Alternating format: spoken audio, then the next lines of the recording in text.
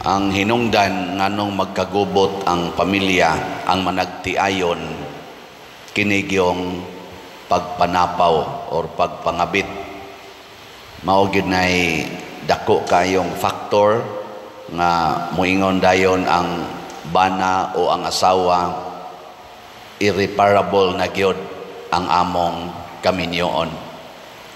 Dili na, wala na'y kapuslanan, patay na ang among kaminyoon kay tuan na siya lain, tuan na siya magpuyo, nagluib na siya. Ana, yan muna ang atong solusyon dinhis kalibutan, ang divorce bill. Okay mo ana? Ha? Di mo okay? Ngayon, saan naman lang na nga tuan naman siya magpuyo uslain. Nanapaw naman. Sa pa may kapuslanan, muna na yung mga factors nga sa human standard o human tawag parlance or standard, sakto yun kayo. Patay na nang maong kaminyoon. Pero og arita mo tan-aw sa higher level, sa level sa Ginoo, wa pa na mamatay. Kay inig humagkasal sa babae o sa lalaki dinhi sa sakramentos kaminyoon, dili naman sila usa kung dili sayop, dili naman sila duha kung dili usa na lang. Nausa na sila kalawas, one flesh ang declaration ni Jesus. You are no longer two, but one flesh. Dunay panahon nga ang atong flesh, kini atong lawas, ang pika side, ma-stroke, ma-paralyzed. Ma-paralyzed ba? Unsa may mahitabo sa tao nga paralyzed ang pikas lawas, sama sa akong amahan, si Anhing Papa Sivero, mga 1989 na stroke siya, right side paralyzed. Namatay siya 1995. Nga mao gyud na iyang sitwasyon, pika side paralyzed. Unsa may gibuhat sa dili paralyzed nga lawas, wa siya makig-divorce, wa pikasas doktor ang lawas ni Papa aron ibilin ang paralyzed niya, palakton ang katong dili paralyzed. Imagine kuno ninyo, pikason ba? Wa naman ni kapuslanan, ibilin lang nang naangkwa niya, karing nala itong papadayonon. Dili kung imong pikason, mamatay ang tibuok lawas. Mao na ang lawas nga lagsik, iyang giantos pagkarga ang iyang lawas nga paralyzed, ang bahin nga paralyzed. Og maunay image sa kaminyoon nga gustos Ginoo nga atong ibutang sa atong huna-huna o kasing-kasing. Ayaw guba ang usa ka lawas. Hinoon, uso naman sa naaro sa ato, euthanasia, abortion, ano bang wa nagi kaluoy ba nga mupatay og lawas. Di hasta sad ang gitawag og conjugal union or conjugal body. Dali ra natong patyon magina natong real body, kana na bang conjugal tipon ra patyon. Pero hain man na gasugod ang pagpangabit or ang pagpanapaw. Ingon si Jesus, magsugod ay na sa huna-huna. Muna dili ra ang mga minyo mo'y makapanapaw, hasta sad ang mga ulitaw ug dalaga, apil na saning nagwali, ipakapin natong madre. Kaya nga naman, pulos man ta na huna-huna, naman tayo huna-huna, nga pulos man ta doon ay sexual desires. Niya kung pananglitan gani magtanaw kuno kas usa ka babae, ang laki mo tanaw sa usa ka babae, nunot ang laway nga huna-huna, niya iya na nang i-entertain, nakapanapaw na. Mao na kanang porn nga naaron sa atong social media na as internet, rampant naman kay nastanan, doon na may access diha ang tanang tao nga kamaong mo surf anang internet, purti na yung daghanang nakapanapaw. Kay maghuna-huna naman, glaway. Mo na daghan sa kays atong mga batanon karon nakapanapaw, nakahimog premarital sex. Ngano man, tungod gyapon kay ang huna-huna duna na may pagpanapaw. Gikondisyon na ba? Atod pa ni St. Augustine man tingal ito, actions follow the desire. Ug unsay imong gibutang sa imong huna-huna, mosunod ng imong mga actions. Basta di lang ka paralyzed. Pero paralyzed ang imong lawas, gadako lang imong huna-huna, di mo sunod imong kamot. Pero kung di lang ka paralyzed, mo sunod yun. Oh. Nganong nangatog mamuron nga nagwali ko? Nganong natog man mo? Ang uban ninyo? Ha? Mata ra ba dayon ay? Nganong nangatog mo? Tungod kay ang inyong mind, why gana nga mo entertain aning explanation, aning wali? Ang inyong ganahan, kanang libak, kanang ganahan mo ana, kanang entertainment ba? Kanang ma-entertain. Ana, kanang bang makapasigas mata, wow, maana ka ba? Pero wali gani niya, magsige hunahuna imong utok, magsunod sa unsay gisultis para niya, kapoy ba? Nigingon manindog, ana sa dayon, pugwat dayon. Pero naset pa ang inyong mind, kinahanglan ko ron magkat-on ko sa Ginoo, magsiga inyong matay, perte ninyong makapa-entertain. Unsa gito akong gisulti? Unsa to'y mahitabo humagkasal? Ang babae o lalaki, dili na duha, kung dili usa na lang kalawas. Ana. O na siya. Di pwedeng buwagon.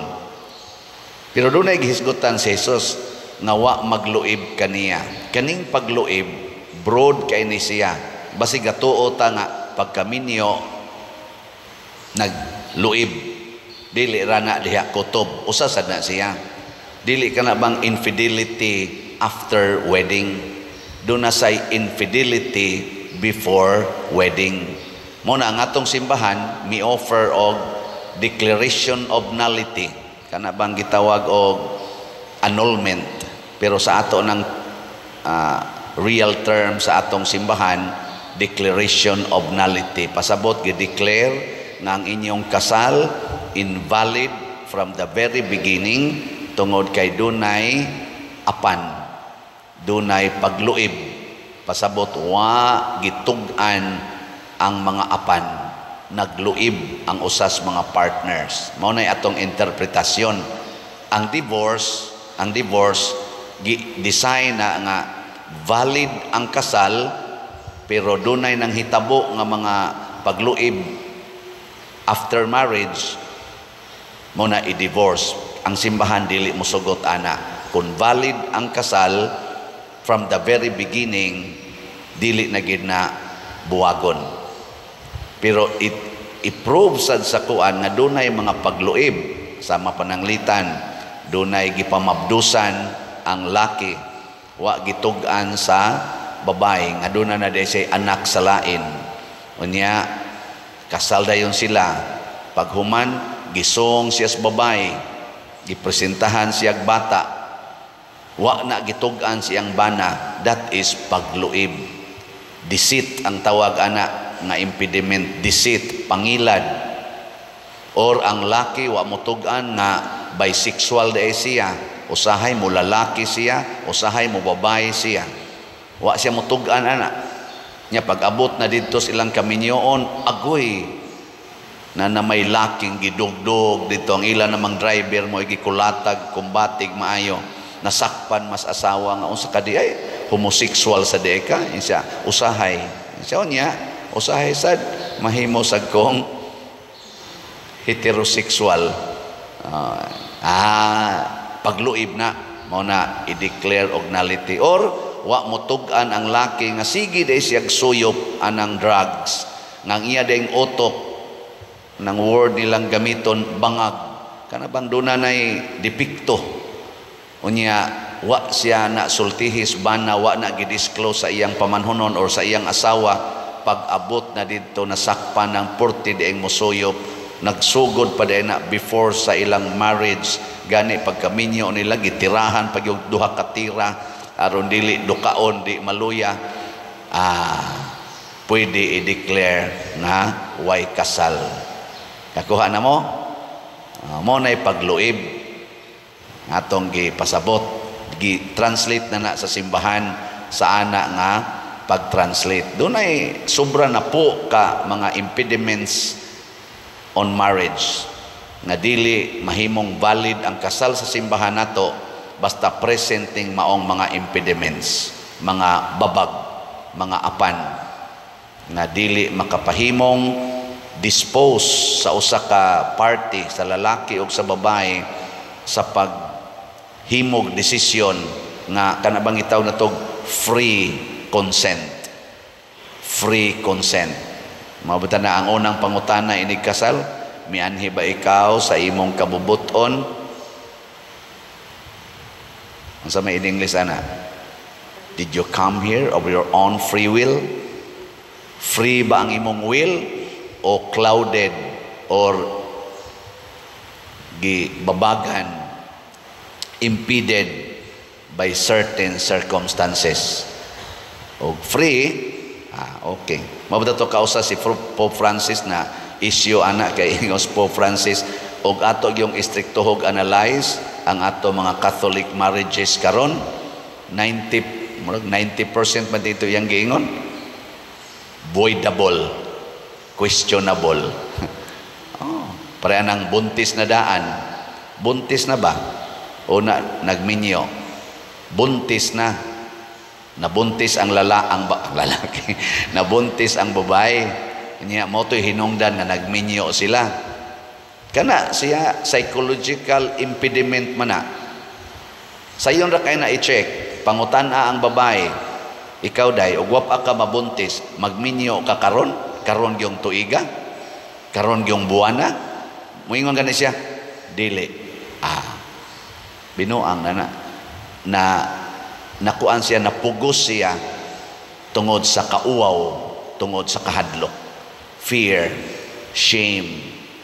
Maunay nakatukmod niya, dili, tinuod, free ang iyang consent. Nya mo na mga peligro kayo nga mag-ahat-ahat og minyo tungod lang kay salbaron ang akong pagkabuntis. Inig-abot na ang atos kaminyoon, mag-away na sige, mag-away niya ang laki, mangita naglain kay giluod na snaong sa babae niya, moingon ay sus, wap alang ka mabuntis panwaya ka. Asa ko mga sawa nimo, sipyat ko nimo ahat pa sa kog minyo nimo.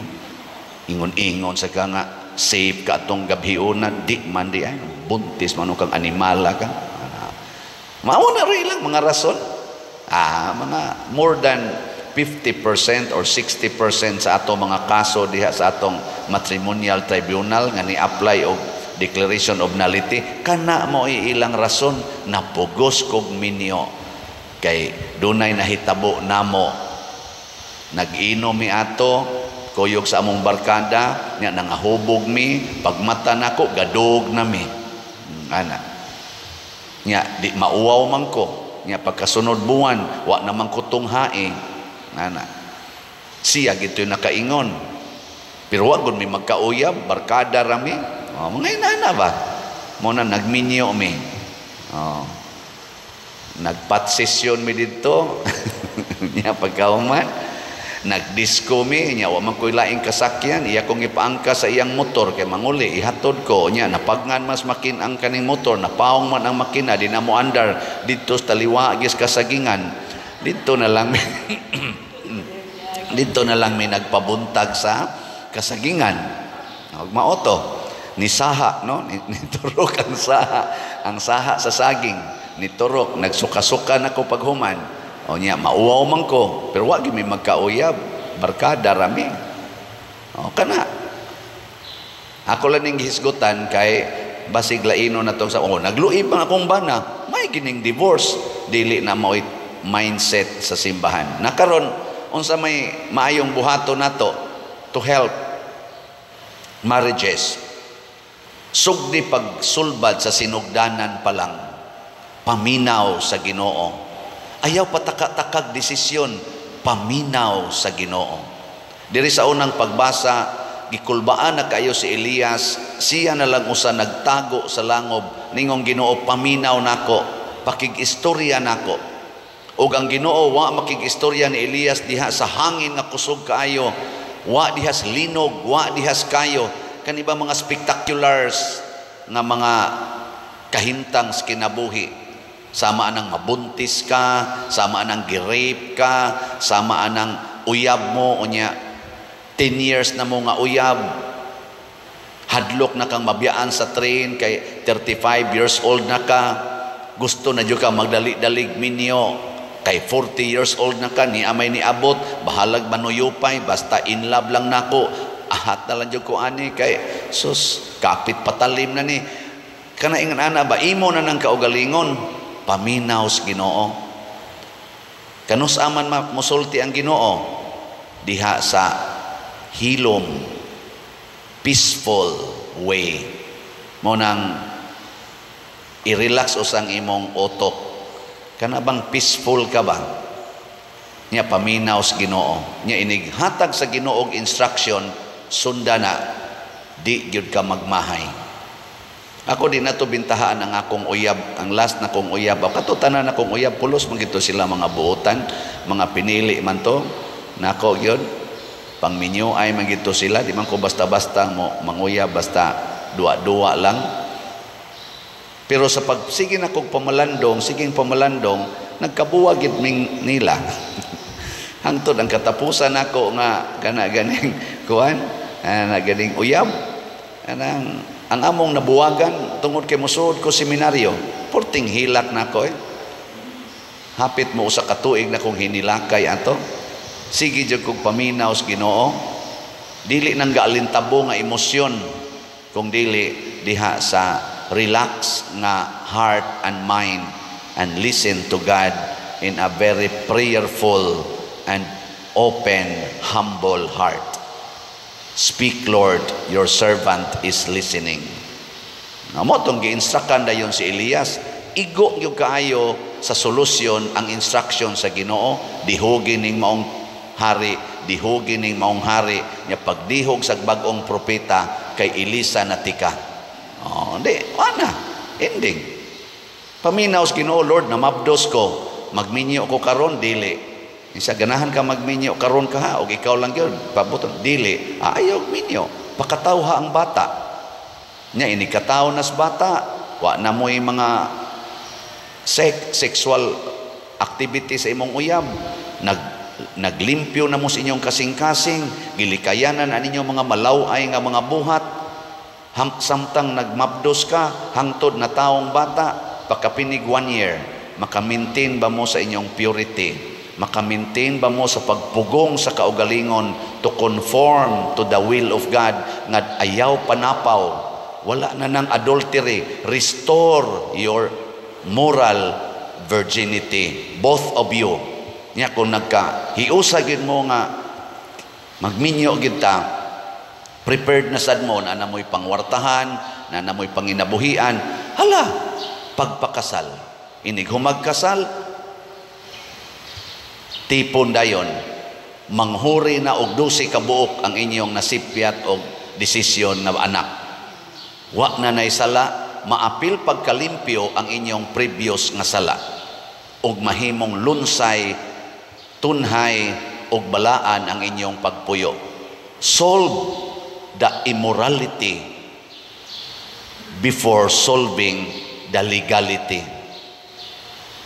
Kay kung naa gani ang immoral life, bisag asa pa kaibutang mo nang uban karon, tagurhan na ka divorce, kaduha na naka-divorce, katulo na naka-divorce, nagiuban ug aton tan-awon labi na gid ang ato mga celebrity, gisubay-subay man diha.